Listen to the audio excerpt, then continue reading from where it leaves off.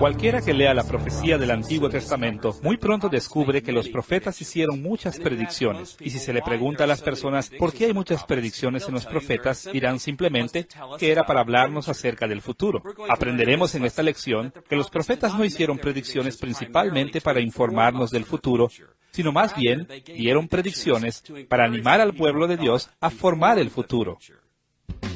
Hemos titulado esta lección El propósito de las predicciones, porque vamos a explorar por qué hablaron los profetas acerca del futuro. Para descubrir el propósito de las predicciones, vamos a explorar 4 tópicos diferentes. Primero, cómo entendieron la soberanía divina sobre la historia. Segundo, lo que creyeron los profetas acerca de sus predicciones y contingencias humanas. Tercero, cómo entendieron las certezas de sus predicciones. Y cuarto, ¿cuáles fueron los objetivos de las predicciones en la profecía del Antiguo Testamento? Veamos primero cómo la soberanía de Dios sobre la historia moldeó el entendimiento de las predicciones de los profetas. ¿Has notado alguna vez que los cristianos, como toda la gente, tienden a ir a los extremos? O comemos demasiado, o comemos muy poco, o hacemos demasiado ejercicio, o no hacemos casi nada. Bueno, pues algo parecido sucede también en teología. Muchas veces cuando pensamos en conceptos teológicos, vamos a los extremos. Y esto es especialmente cierto con el asunto de la soberanía de Dios. Encontramos algunos cristianos que enfatizan la soberanía de Dios sobre la historia hasta el punto que excluyen la realidad de la responsabilidad humana. Y después, encontramos personas que enfatizan la importancia de la elección humana y la responsabilidad humana al punto de negar la soberanía de Dios. Hay demasiada confusión en la Iglesia sobre estos tipos de conceptos que debemos detenernos por un momento para ver el punto de vista de la Biblia en cuanto a la soberanía de Dios y la responsabilidad humana. La doctrina bíblica acerca de la soberanía de Dios proporciona un antecedente esencial para entender las formas en que los profetas predijeron el futuro. Hay muchas maneras en las cuales podemos abordar el asunto de la soberanía de Dios, pero vamos a echar un vistazo a 2 temas teológicos tradicionales. Primero, la inmutabilidad de Dios y segundo, la providencia de Dios. Veamos primero lo que dice la Biblia acerca de la inmutabilidad divina. Dicho simplemente, la doctrina de la inmutabilidad enseña que Dios es inmutable. Ahora, debemos tener cuidado cuando hablamos de esta manera, porque Dios no es inmutable o incambiante de cualquier manera que podamos imaginarnos. Por muchos siglos, la teología sistemática tradicional ha sido cuidadosa al identificar modos específicos en los que Dios no cambia. De hecho, hay solamente 3 maneras principales en las que se puede hablar de Dios como inmutable. En primer lugar, el carácter de Dios no cambia. Dios siempre es amoroso, siempre es justo, siempre sabe todas las cosas, siempre es todopoderoso, siempre está presente en todo lugar. Los atributos de Dios nunca varían con el tiempo. Esto es lo que quería decir el escritor de Hebreos cuando escribió en Hebreos capítulo 13, versículo 8. Jesucristo es el mismo ayer, hoy y por los siglos. Dios no puede convertirse en algo diferente de lo que Él es. Él puede contar con su carácter para permanecer el mismo porque sus atributos son inmutables. Hay otro sentido en el que Dios es inmutable, además de su carácter o atributos. Esa inmutabilidad tiene que ver con las promesas de su pacto. Cuando Dios hace un voto en un pacto, permanece válido por siempre y nunca será roto. Una vez más, el escritor de Hebreos resume notablemente la enseñanza de las Escrituras sobre este asunto. En Hebreos capítulo 6, versículos 16 y 17, leemos estas palabras. Porque los hombres ciertamente juran por uno mayor que ellos, y para ellos, el fin de toda controversia es el juramento para confirmación. Por lo cual, queriendo Dios mostrar más abundantemente a los herederos de la promesa la inmutabilidad de su consejo, interpuso juramento. Como aclara este pasaje, cuando Dios toma un juramento en un pacto, podemos estar seguros de que no va a variar de lo que dijo. Una tercera forma en la que la Escritura nos enseña que Dios es inmutable es con relación a su consejo eterno o su plan eterno para el universo. Aunque algunos grupos de cristianos fallan en ver esta enseñanza en la Escritura, todo lo que decimos en esta lección se basa en la creencia de que Dios tiene un plan que no cambia y que este plan gobierna toda la historia. Ayuda a resumir esta doctrina de un modo tradicional al referirse a la Confesión de Fe de Westminster. En la Confesión de Fe de Westminster, capítulo 3, párrafo 1, leemos estas palabras acerca del plan eterno de Dios. Dios desde la eternidad, por el sabio y santo consejo de su voluntad, ordenó libre e inalterablemente todo lo que sucede. Esta declaración confesional expresa la soberanía de Dios de una manera muy clara. Dicho simplemente, Dios tiene un plan para el universo. Es extenso y no falla. El apóstol Pablo habló de este plan de Dios en sus epístolas. Por ejemplo, en Efesios capítulo 1, versículo 11, escribe estas palabras: conforme al propósito del que hace todas las cosas, según el designio de su voluntad. Según el apóstol, Dios tiene un plan que incluye todo, y Dios hace todas las cosas de acuerdo a ese plan. El profeta Isaías habló de este plan de Dios que abarca todo. En Isaías capítulo 46, versículos 9 al 11, leemos estas palabras del profeta: porque yo soy Dios, y no hay otro Dios, y nada hay semejante a mí, que anuncio lo porvenir desde el principio, y desde la antigüedad lo que aún no era hecho, que digo, mi consejo permanecerá, y haré todo lo que quiero, que llamo desde el oriente al ave, y de tierra lejana al varón de mi consejo. Yo hablé, y lo haré venir, lo he pensado, y también lo haré. Es muy importante entender que los profetas creían en la doctrina bíblica de la inmutabilidad de Dios. Dios no cambia en su carácter, en sus promesas pactuales y en su plan eterno para el universo. Y así que no importa lo que sucediera en la historia de Israel, los profetas entendieron que Dios siempre sería verdadero con relación a su carácter. Ellos entendieron que siempre guardaría firmes sus promesas pactuales, y también sabían que el consejo de Dios y su control sobre todas las cosas nunca fallarían. Al leer los profetas, descubriremos que muchas cosas terribles sucedieron, pero esta confianza en la inmutabilidad de Dios siempre lo sostenía. Habiendo visto que la inmutabilidad de Dios formó un antecedente para las predicciones proféticas, también debemos recordar el otro lado de la moneda. La doctrina de la inmutabilidad de Dios debe balancearse con la doctrina de la providencia de Dios. La providencia de Dios puede definirse como el involucramiento activo de Dios en la historia al llevar a cabo su plan eterno para el universo. De acuerdo a las Escrituras, Dios no se distancia de su creación, simplemente observando que se lleve a cabo su plan inmutable. Más bien, Él tiene un papel para Él mismo en su plan eterno. Es por esta razón que la Biblia habla con frecuencia de Dios como el Dios viviente. Es porque es un actor en el escenario de la historia y constantemente interactúa con su creación en providencia. Una vez más, la Confesión de Fe de Westminster puede ayudarnos a entender esos asuntos claramente. En el capítulo 5, párrafo 2, leemos estas palabras acerca de la providencia de Dios. Aunque con respecto a la presciencia y los decretos de Dios, quien es la primera causa, todas las cosas sucederán inmutable e infaliblemente, sin embargo, por la misma providencia las ha ordenado de tal manera que sucederán conforme a la naturaleza de las causas secundarias, sea necesaria, libre o contingentemente. Aquí vemos, primero, que desde una perspectiva interna, el plan de Dios se cumplirá sin falla, inmutable e infaliblemente. Pero también vemos que desde una perspectiva providencial histórica, Dios cumple su plan interactuando con su creación de diferentes maneras. Él interactúa con segundas causas o causas a criaturas en 3 diferentes formas, por lo menos. Dios cumple su plan ordenando los acontecimientos para que siga uno al otro, necesaria, libre y contingentemente.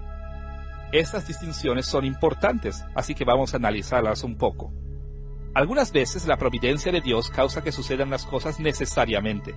Los acontecimientos que tengo en mente aquí son cosas que se llevan a cabo de acuerdo a las leyes regulares de la naturaleza, leyes como la ley de la gravedad. Las leyes de la naturaleza proporcionan modelos de providencia predecibles y necesarios. Sin embargo, al mismo tiempo, la confesión de fe también establece que algunos acontecimientos ocurren libremente. En otras palabras, parecen al azar desde un punto de vista humano. Tirar los dados, los pronósticos del tiempo y otras cosas en la vida están bajo el control de Dios en última instancia, pero parecen, desde un punto de vista humano, que son al azar o no tienen asociación alguna.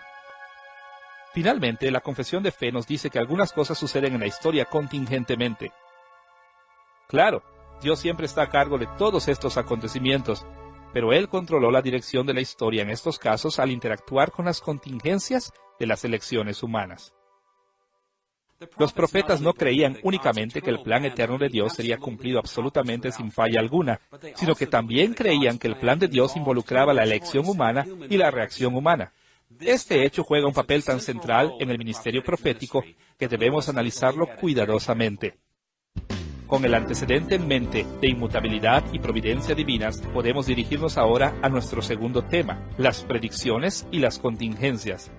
Hasta aquí hemos visto que algunas veces Dios cumple su plan eterno a través de las eventualidades de la elección humana. Aquí, lo que vamos a ver es que estos tipos de contingencias humanas tuvieron un efecto significativo en las predicciones de la profecía del Antiguo Testamento. Algunas veces, la elección humana, interviniendo entre la predicción profética y el cumplimiento de esa profecía, podía tener una influencia significativa en el desenlace de la historia. Para explorar la relación entre las predicciones y las contingencias, necesitamos tocar dos asuntos. Primero, los patrones generales que nos enseña la Biblia a esperar y, segundo, algunos ejemplos específicos de esta dinámica. Veamos primero el modelo básico o general que involucraba predicciones y contingencias históricas. Quizá el mejor pasaje en los profetas que nos puede ayudar a ver este patrón general es Jeremías capítulo 18, versículos 1 al 10. Este pasaje es tan importante que debemos analizarlo cuidadosamente. Debemos tocar tres aspectos de este pasaje. Primero, la observación de Jeremías en capítulo 18, versículos 1 al 4. Segundo, la explicación del Señor en los versículos 5 y 6. Y tercero, la elaboración del Señor en los versículos 7 al 10. Escuchemos primero la observación de Jeremías en los versículos 1 al 4. Palabra de Jehová que vino a Jeremías diciendo: Levántate y vete a casa del alfarero, y allí te haré oír mis palabras. Y descendí a casa del alfarero, y he aquí que él trabajaba sobre la rueda, y la vasija de barro que él hacía se echó a perder en su mano. Y volvió y la hizo otra vasija, según le pareció mejor hacerla. Dios le dice a Jeremías: anda a casa del alfarero. Jeremías entró en la casa del alfarero, donde lo vio trabajando en el barro de una manera y después cambiando su diseño cuando vio que el barro se echó a perder. El alfarero trabajó con el trozo de barro, moldeándolo como mejor le parecía. La observación de Jeremías en la casa del alfarero tuvo un valor simbólico importante que Dios quería que viera Jeremías. Así, en los versículos 5 al 6, el Señor le dijo a Jeremías la importancia de esta experiencia. Entonces vino a mí palabra de Jehová diciendo: ¿No podré yo hacer de vosotros como este alfarero, oh casa de Israel? Dice Jehová: He aquí que como el barro en la mano del alfarero, así sois vosotros en mi mano, oh casa de Israel. Este pasaje dice, como muchos en la Biblia, que el alfarero representaba al Señor y el barro representaba a Israel. Como lo aclara este pasaje, Dios se reservó el derecho de hacer lo que le parecía mejor con su pueblo, de la misma manera en que el alfarero lo hacía con su barro. Claro, como hemos visto, Dios nunca violaría su carácter inmutable, ni sus pactos, ni su plan eterno. Sin embargo, dentro de estos parámetros, Dios es libre de variar las formas en que maneja a su pueblo. Teniendo en mente la observación del alfarero, y después con la explicación de Dios, estamos en posición de ver cómo trabajó Dios en este acontecimiento. En pocas palabras, Dios aplicó esta analogía del alfarero y del barro a predicciones proféticas. En primer lugar, Dios mencionó predicciones de juicio en los versículos 7 y 8.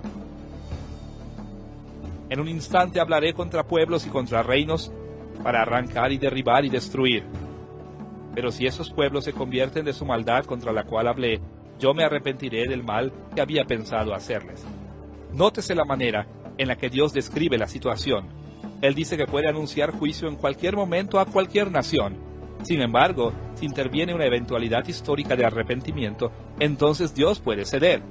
Puede ser que no se cumpla lo que se predijo. En pocas palabras, la contingencia histórica de la elección humana podía hacer una gran diferencia en la manera en que Dios cumplía una profecía de juicio. Ahora, para mostrar que este principio se aplicaba también a otros tipos de predicciones, Dios habló de predicciones de bendiciones en los versículos 9 hasta el 10.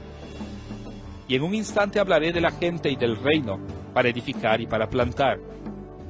Pero si hiciere lo malo delante de mis ojos, no oyendo mi voz, me arrepentiré del bien que había determinado hacerle. Nótese la situación paralela. Dios dijo que podría anunciar la bendición de seguridad y prosperidad en cualquier tiempo y a cualquier nación. Aunque si hay una contingencia histórica interpuesta de rebelión y desobediencia, entonces el resultado puede ser que Dios pueda ceder y no hacer el bien que se había propuesto. Jeremías 18 nos enseña un principio que debemos estar listos para aplicar a cada profecía bíblica.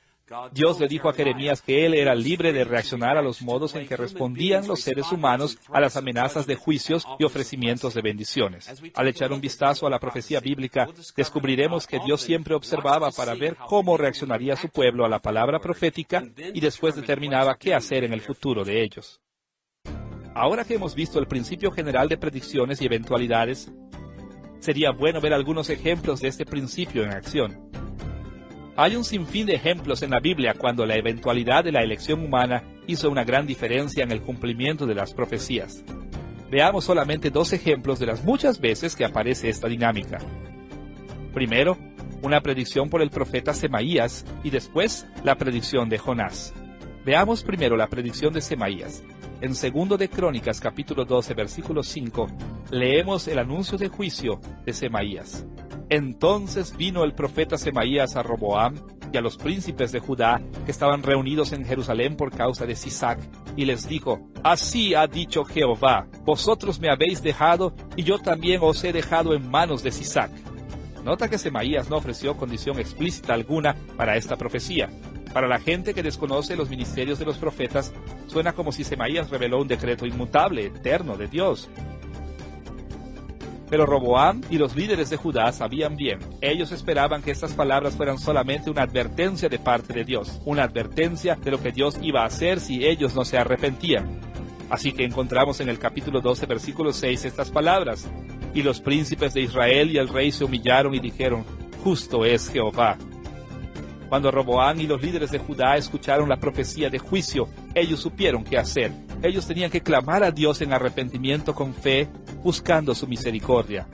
Al continuar leyendo este pasaje, nos damos cuenta de que la contingencia histórica interventora de la oración humilde tuvo un efecto dramático en el cumplimiento de la predicción de Semaías. De hecho, Semaías mismo reconoce este efecto. Escuchemos lo que dijo después de que los líderes se arrepintieron. En los versículos 7 y 8 leemos estas palabras: Y cuando Jehová vio que se habían humillado, vino palabra de Jehová a Semaías diciendo: Se han humillado, no los destruiré, antes los salvaré en breve, y no se derramará mi ira contra Jerusalén por mano de Sisac. Pero serán sus siervos, para que sepan lo que es servirme a mí y qué es servir a los reinos de las naciones. Este pasaje aclara que el ministerio de Semaías era similar al de los predicadores hoy en día. Él advertía el juicio que estaba por venir, no tanto para condenar a la gente a perdición eterna, sino para que la gente escuchara esta advertencia, se arrepintiera y después recibiera la gracia de Dios. Así que vemos que la reacción humana de la oración hizo una diferencia importante en la manera en que sería cumplida la profecía de Semaías. En este caso, la profecía de Semaías no fue completamente invertida, pero fue modificada o suavizada, de tal manera que el ataque en contra de Jerusalén no fue tan grande como lo hubiera sido. Un segundo ejemplo de la influencia de las reacciones humanas a las predicciones aparece en el libro de Jonás. Ahora, la historia de Jonás es muy familiar para nosotros. Sabemos que Dios envió a Jonás a la ciudad de Nínive para anunciar el juicio que estaba por venir. En Jonás capítulo 3, versículo 4, esto es lo que dice Jonás: De aquí a 40 días, Nínive será destruida. ¿Qué podría ser más simple que esta profecía? Jonás anunció que la ciudad de Nínive tenía solamente 40 días más antes de ser destruida. No había sí alguno, no había y alguno, y no había pero alguno. ¿Y qué pasó? El resto del capítulo nos lo dice. El rey de Nínive y el pueblo, junto con sus animales, se vistieron de cilicio en arrepentimiento de sus pecados.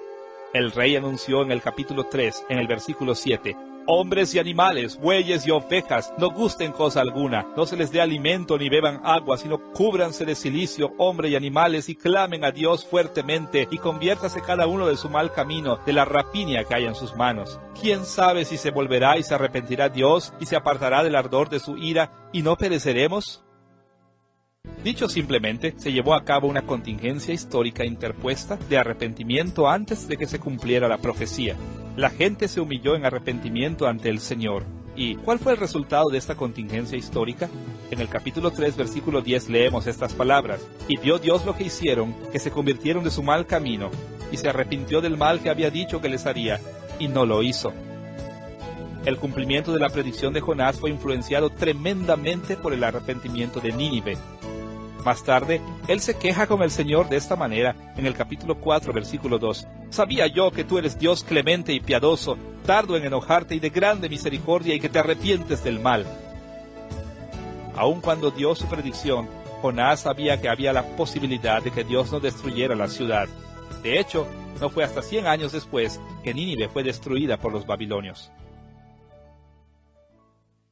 Del principio general de Jeremías 18 y estos dos ejemplos específicos, vemos que muchas veces la eventualidad de la elección humana influyó en el modo en que se cumplieron las profecías. Algunas veces Dios reservó un juicio o una bendición. Algunas veces debilitaba una bendición o aún disminuía un juicio. Y otras veces aumentaría los juicios o aumentaría las bendiciones, dependiendo en cómo respondían los seres humanos a la palabra profética. Ahora que hemos visto que las eventualidades históricas pueden influir en el cumplimiento de las predicciones, debemos dirigirnos al siguiente tema. ¿Qué certeza o confianza podían tener los creyentes del Antiguo Testamento cuando escuchaban una predicción? ¿Cuán confiados podían estar que Dios cumpliría las predicciones que habían hecho los profetas? Para responder esta pregunta, nos ayudará a recordar los tipos de predicciones que encontramos en la profecía del Antiguo Testamento. Como hemos visto en lecciones anteriores, un eje en el que podemos situar las predicciones del Antiguo Testamento es su variación entre las bendiciones y los juicios pactuales. Las predicciones proféticas pueden clasificarse como las bendiciones anunciadas por Dios en la naturaleza y en la guerra, y sus juicios en la naturaleza y en la guerra. Hemos visto también otro eje organizacional en lecciones previas. Todas las predicciones proféticas caen en algún lugar dentro del rango de juicios y bendiciones mayores o menores. Recordarás que muchos tipos de bendiciones pequeñas y juicios pequeños fueron anunciados por los profetas, pero el juicio más grande fue la amenaza del exilio, y la bendición más grande fue la restauración después del exilio. Este acercamiento básico a las predicciones proféticas nos ayuda a ver, en una ojeada, el mensaje básico que dieron los profetas a sus audiencias originales. Sin embargo, aquí necesitamos agregar una tercera dimensión a nuestra organización de las predicciones proféticas. Los profetas del Antiguo Testamento no solamente le hablaban a sus oyentes de las bendiciones y juicios mayores o menores, también indicaban, de una u otra manera, el nivel de la determinación de Dios para llevar a cabo esos juicios. En un extremo del espectro, los profetas les decían a sus oyentes que Dios tenía un nivel muy bajo de determinación para llevar a cabo un escenario particular. En el otro extremo del espectro, indicaban que Dios estaba muy determinado a llevar a cabo las predicciones. Es muy importante recordar que, cuando los profetas hablan de Dios teniendo un alto o bajo nivel de determinación para llevar a cabo una profecía, están hablando de Él en términos netamente humanos, en términos del plan inmutable y eterno. Dios siempre cumple todo lo que desea. Pero cuando Dios estaba interactuando con las criaturas humanas y consumando su plan en providencia, algunas veces Él reveló que su determinación era muy alta y otras veces muy baja. Hay muchas maneras de abordar esta dimensión de las predicciones del Antiguo Testamento, pero vamos a señalar 4 puntos diferentes en el espectro de la determinación de Dios. En primer lugar, los profetas hicieron un buen número de profecías que revelan que Dios no había comprometido la historia hacia una dirección u otra. Ellos hicieron esto al calificar sus predicciones con condiciones explícitas. Condiciones explícitas en forma de enunciados de sí entonces aparecen muchas veces en los profetas del Antiguo Testamento. Por ejemplo, en Isaías capítulo 1, versículos 19 al 20, leemos esta predicción condicional. Si quisiereis y oyereis, comeréis el bien de la tierra. Si no quisiereis y fuereis rebeldes, seréis consumidos a espada, porque la boca de Jehová lo ha dicho. En este pasaje, el profeta Isaías hace claro que el pueblo de Dios tenía una opción. Si se sometían al Señor, serían bendecidos, pero si no lo hacían, serían juzgados. Muchas veces, los profetas indican estos tipos de condiciones para que la gente sepa que Dios todavía está abierto a la dirección que tomaría la historia. Y esa dirección sería determinada por los tipos de elecciones que ellos hicieran. Un segundo punto, junto al eje de la determinación, aparecen las predicciones incondicionales. Estos pasajes son declaraciones simples acerca del futuro. No aparecen condiciones explícitas en ellas. En tales casos, los profetas revelaron que en ese momento Dios estaba más determinado a tomar el futuro en una dirección en particular. Pero sabemos por los desenlaces de esas predicciones que niveles más altos de respuesta humana podían hacer girar los acontecimientos en direcciones diferentes. Ya hemos visto un ejemplo de este tipo de predicción en Jonás capítulo 3, versículo 4. El profeta dijo estas palabras: de aquí a 40 días, Nínive será destruida. No hay condiciones explícitas en esta profecía, y el profeta Jonás hace claro que Dios estaba determinado a destruir la ciudad. Aún así, el arrepentimiento notable y extenso dentro de la ciudad de Nínive causó que Dios retardara su juicio en contra de esa ciudad. Las bendiciones pactuales también aparecen en forma de predicciones incondicionales. Escuchemos lo que dijo Ageo a Zorobabel en Ageo capítulo 2, versículos 21 al 23. Habla a Zorobabel, gobernador de Judá, diciendo: Yo haré temblar los cielos y la tierra, y trastornaré el trono de los reinos, y destruiré la fuerza de los reinos de las naciones. En aquel día, dice Jehová de los ejércitos, te tomaré, oh Zorobabel, hijo de Salatiel, siervo mío, dice Jehová, y te pondré como anillo de sellar, porque yo te escogí, dice Jehová de los ejércitos. Este pasaje aclara que Dios estaba listo para destruir las naciones que rodeaban a Israel y hacer a Zorobabel rey sobre su pueblo. No hay condiciones explícitas, aunque sabemos que esto nunca sucedió. Zorobabel nunca llegó a ser rey sobre el pueblo de Dios, y las naciones que rodeaban a Israel no fueron destruidas. ¿Por qué fue así? Fue porque la comunidad posexílica falló a su obediencia al Señor, y esta contingencia humana tuvo un efecto en la manera en que se cumplió la profecía. Aunque algunas predicciones representan a Dios abierto a muchas posibilidades, los profetas del Antiguo Testamento también indicaron algunas veces que Dios tenía un grado de determinación más alto para llevar los acontecimientos hacia una dirección en particular. Al mostrar que Dios confirmaba ciertas predicciones, ellos comunicaban la determinación más alta de Dios. Hay dos maneras principales en las que los profetas del Antiguo Testamento confirmaron sus predicciones. Primero, Dios indicaba su determinación más alta con palabras. Segundo, Él mostraba sus intenciones con señales. Veamos primero las confirmaciones verbales que Dios ofrecía a su pueblo. Uno de los mejores ejemplos de confirmación verbal aparece en el primer capítulo de Amós. Escuchemos lo que dice el profeta Amós en el capítulo 1, versículo 3 de su libro. Por 3 pecados de Damasco, y por el 4 no revocaré su castigo. Las palabras no revocaré su castigo forman un rasgo repetido de las predicciones de este capítulo.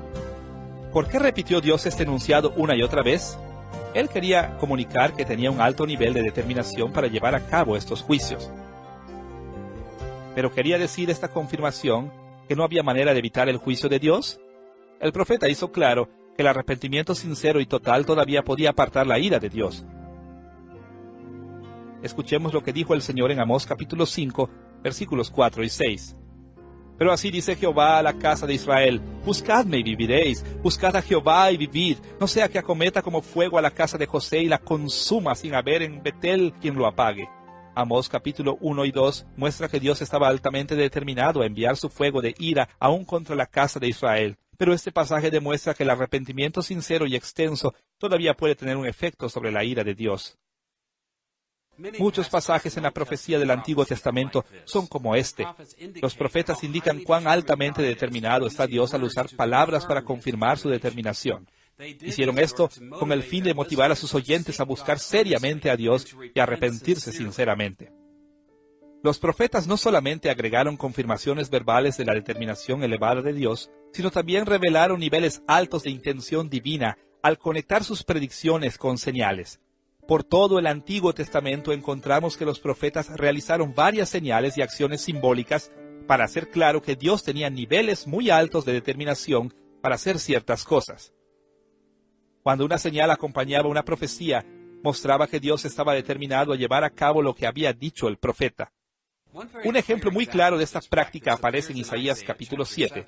Recordarás que Isaías advirtió a Acaz que debería confiar en Dios en tanto que los sirios y los israelitas estaban viniendo contra él. Pero Acaz se rehusó y Dios le dijo esto en Isaías capítulo 7, versículo 11. Pide para ti señal de Jehová tu Dios, demandándola ya sea de abajo en lo profundo o de arriba en lo alto. Isaías ofreció una confirmación de que Dios lo cuidaría, pero en hipocresía Acaz la rechazó. Así que Dios dio una señal, pero en lugar de dar una señal de salvación, se convirtió en una señal de condenación. Así que vemos que los profetas no solamente dieron predicciones condicionales y predicciones incondicionales, sino que también confirmaron muchas de sus profecías con palabras y señales, para revelar que Dios tenía un alto nivel de determinación para ir en una dirección en particular. Un cuarto tipo de predicción revela que Dios estaba completamente determinado a llevar a cabo lo que había dicho por medio de los profetas.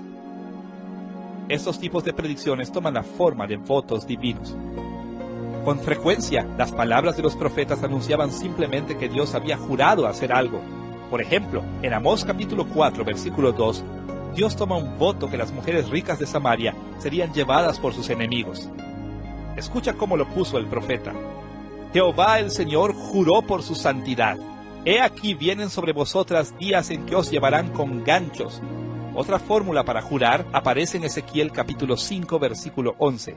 Allí leemos estas palabras. Por tanto, vivo yo, dice Jehová el Señor, ciertamente por haber profanado mi santuario con todas sus abominaciones, te quebrantaré yo también. Mi ojo no perdonará, ni tampoco tendré yo misericordia. Cuando Dios agrega un voto a una predicción profética, eleva esa predicción al nivel de ser una certeza del pacto. Dios hizo votos en sus pactos que llevaría a cabo todo lo que había dicho que iba a hacer. Cuando los profetas agregaron un juramento divino a una predicción, indicaban que Dios está absolutamente determinado a llevar a cabo lo que había dicho que iba a hacer.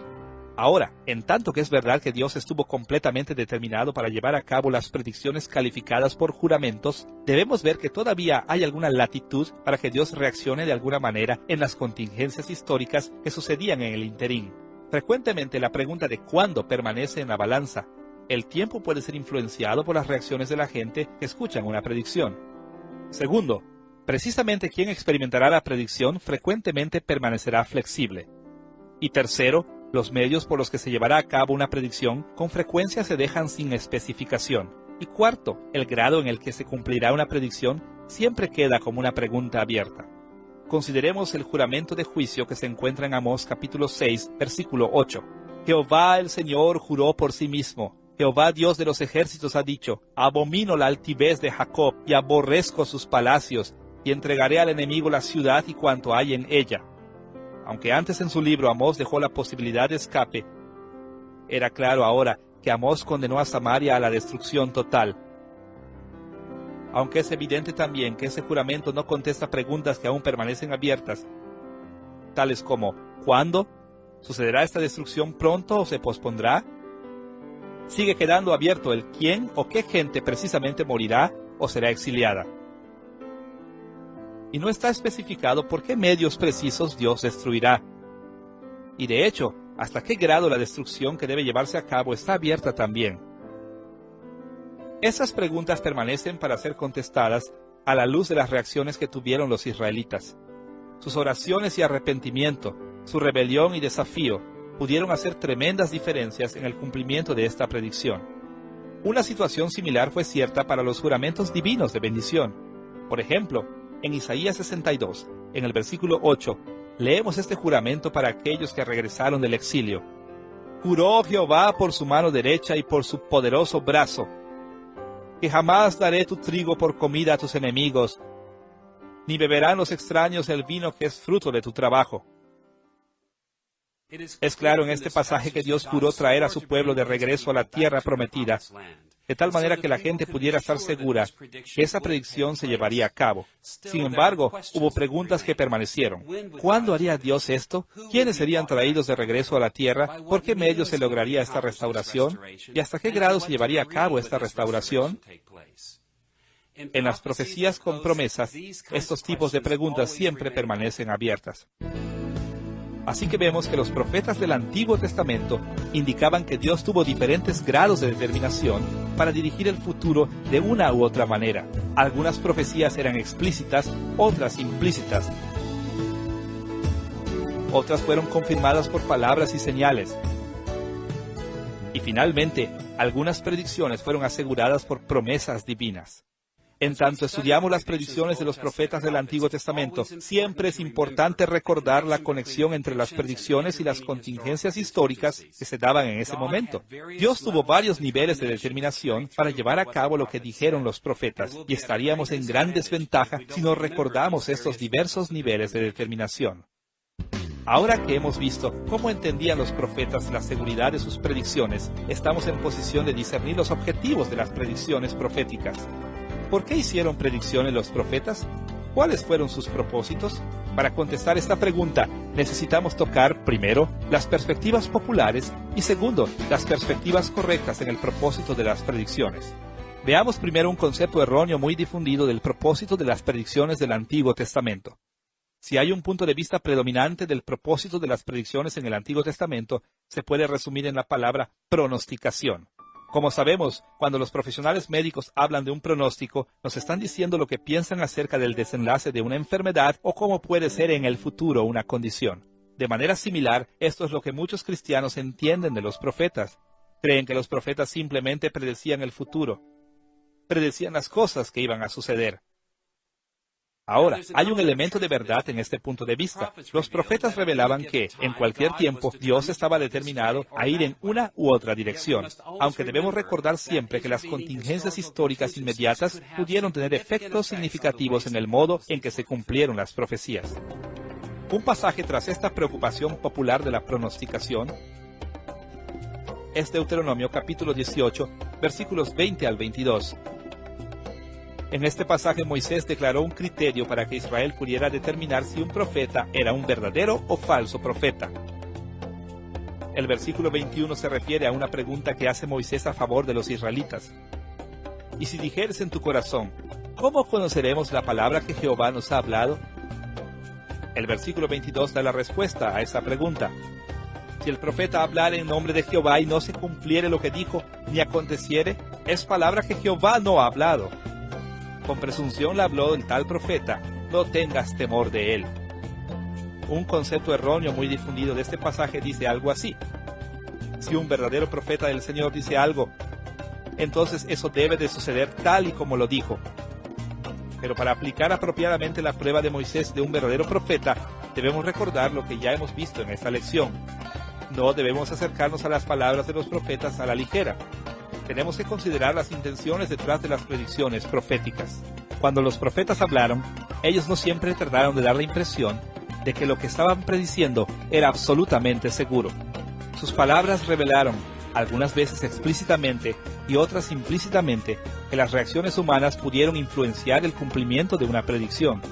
Así que, cuando aplicamos la prueba de Moisés de los profetas, siempre nos tenemos que preguntar no solamente lo que dijo el profeta explícitamente, sino también qué condiciones implícitas se aplican a sus predicciones. Moisés e Israel sabían que esto era cierto en la profecía. Ellos sabían que solamente las promesas divinas daban por un hecho la seguridad de un acontecimiento futuro. También sabían que, cuando los profetas hablaban de juicio, generalmente los profetas no condenaban a juicio, sino simplemente advertían de juicio. Ellos entendieron que a menos que los profetas indicaran que una promesa divina se había hecho, ellos no prometían bendición, sino ofrecían bendición. En estos casos, las pruebas de Moisés pudieron ser calificadas por la ocurrencia de contingencias históricas significativas que intervenían. En otras palabras, en tanto que algunas reacciones humanas no afectaran el proceso, entonces las pruebas de Moisés podrían aplicarse fácilmente. De otra manera, la posibilidad de la respuesta de Dios tendría que ser un factor en el proceso. Los espectadores tendrían que hacerse la pregunta, ¿ocurrieron contingencias históricas significativas? Si es así, entonces las pruebas de Moisés deberían de ajustarse apropiadamente. Si es una concepción errónea pensar que la pronosticación fue el objetivo principal de la profecía, entonces, ¿cuál fue el propósito principal de las predicciones proféticas? Dicho simplemente, los profetas hablaban del futuro principalmente para motivar o activar a sus oyentes. Otra forma de decirlo es que no querían tanto informar a sus oyentes acerca del futuro, sino más bien activarlos para formar el futuro. Para entender esta perspectiva en las predicciones proféticas, ayudará el ver la forma en que los creyentes del Antiguo Testamento respondieron a las predicciones de los profetas. Primero, veremos que lo que llamamos la reacción ¿quién sabe? Y después, en segundo lugar, veremos lo que llamaremos la reacción doble. Estas reacciones del pueblo de Dios nos ayudarán a ver estos objetivos de las predicciones proféticas con más claridad. En primer lugar, debemos ver la reacción ¿quién sabe? En 3 ocasiones en el Antiguo Testamento, cuando la gente escuchó una predicción profética, tuvieron una reacción que pudiera parecer extraña para nosotros. En lugar de decir, bueno, ahora ya sabemos lo que depara el futuro, ellos dijeron, ¿quién sabe? O como decían en hebreo, meodaya. Esta reacción de ¿quién sabe? Se llevó a cabo en 3 situaciones que valen la pena hacer notar. Primero, cuando Natán confrontó a David sobre su adulterio con Betsabé, le hizo esta predicción en 2 de Samuel capítulo 12, versículo 14. Mas por cuanto con este asunto hiciste blasfemar a los enemigos de Jehová, el hijo que te ha nacido ciertamente morirá. Natán predijo que el hijo de David moriría, y como nos damos cuenta, esto ocurrió. Pero más tarde David explicó a la gente de su corte lo que estaba pensando después de que Natán había dado su predicción, pero antes de que el niño hubiera muerto. Él dijo estas palabras en 2 de Samuel 12, versículo 22. Viviendo aún el niño, yo ayunaba y lloraba diciendo, ¿quién sabe si Dios tendrá compasión de mí y vivirá el niño? Mas ahora que ha muerto, ¿para qué he de ayunar? ¿Podré yo hacerle volver? Yo voy a él, mas él no volverá a mí. En lugar de aceptar la palabra profética como inevitable, David todavía se preguntó si la predicción podría ser impedida por medio de la oración y el arrepentimiento. Sus esfuerzos no funcionaron porque su hijo de todas maneras murió, pero la actitud de David es clara. Hasta que el niño murió, David tenía una esperanza, la esperanza de ¿quién sabe? De manera similar, el profeta Jonás le dijo a la ciudad de Nínive que el juicio estaba por venir. En el capítulo 3, versículo 4 de su libro, leemos esta predicción. De aquí a 40 días Nínive será destruida. Una vez más, pudimos haber esperado que el pueblo de Nínive aceptara simplemente la predicción del profeta como inevitable, pero no lo hicieron. En lugar de esto, respondieron como David lo hizo. En Jonás capítulo 3, versículo 9, el rey de Nínive dijo, ¿quién sabe si se volverá y se arrepentirá Dios y se apartará del ardor de su ira y no pereceremos? En una tercera ocasión, la misma reacción a la profecía se lleva a cabo. En Joel capítulo 2 versículos 1 al 11, el profeta anunció que un juicio terrible estaba viniendo en contra de Jerusalén. Sin embargo, Joel animó a sus lectores a arrepentirse y a ayunar. Su razón para alentar el arrepentimiento y el ayuno se aclara en el capítulo 2 versículo 14. Allí leemos estas palabras. ¿Quién sabe si volverá y se arrepentirá y dejará bendición tras de él? Joel estaba convencido que, en tanto que su predicción no fuera cumplida completamente, era bueno que la gente buscara el perdón de Dios, porque nadie podía saber exactamente cómo reaccionaría Dios a la contingencia histórica. ¿Qué nos enseñan estas reacciones de quién sabe acerca de los creyentes del Antiguo Testamento? Los creyentes del Antiguo Testamento no pensaban que las predicciones proféticas sellaban sus destinos, sino más bien siempre creyeron que era posible que las eventualidades históricas, especialmente la eventualidad de la oración, tuvieran efecto significativo en el modo en que se cumplían las profecías. La reacción de quién sabe nos guía a un entendimiento más amplio del objetivo de la profecía del Antiguo Testamento. Los profetas esperaban una reacción doble a sus predicciones. Por un lado, los profetas sabían que había una manera de asegurar que un juicio amenazante se llevara a cabo o fuera peor. Esto era ignorar la advertencia de una predicción y permanecer en rebelión en contra de Dios. Al mismo tiempo, cuando los profetas anunciaron que Dios había decidido enviar un juicio de pacto en contra de su pueblo, ellos querían que la gente se dirigiera a Dios con la esperanza de que el juicio fuera eliminado. El arrepentimiento y confianza en Jehová era la única esperanza para evitar el juicio de Dios. Por otro lado, cuando los profetas daban oráculos de bendición, también querían incitar reacciones de sus lectores. Podían estar seguros que la rebelión flagrante en contra de Dios podía quitar la predicción de bendición y reemplazarla por juicio, pero una continua vida de fidelidad traería con seguridad la bendición prometida. Dicho simplemente, los profetas dieron sus predicciones de juicio y bendición para animar a sus oyentes a buscar evitar el juicio y acelerar las bendiciones de Dios por sus acciones. De esta manera, el objetivo de las predicciones proféticas no fue principalmente para pronosticar, sino para activar al pueblo de Dios al servicio del Señor. Así que hemos visto 4 tópicos en esta lección sobre el propósito de las predicciones. Primero, tocamos la soberanía divina sobre la historia. Después, las predicciones y contingencias. Tercero, vimos la seguridad de las predicciones y después, finalmente, los objetivos de las predicciones. Los conceptos que hemos tocado en esta lección son absolutamente esenciales para el entendimiento de la profecía del Antiguo Testamento. Los profetas del Antiguo Testamento no estaban tratando de hablar por adelantado acerca de la historia de tal manera que la gente pudiera saber simplemente qué iba a pasar en el futuro. Estaban activando al pueblo a buscar la misericordia de Dios de tal manera que pudieran evitar el juicio y encontrar las bendiciones de Dios. Al leer la profecía del Antiguo Testamento, debemos ser activados para buscar la bendición de Dios y también para evitar su juicio.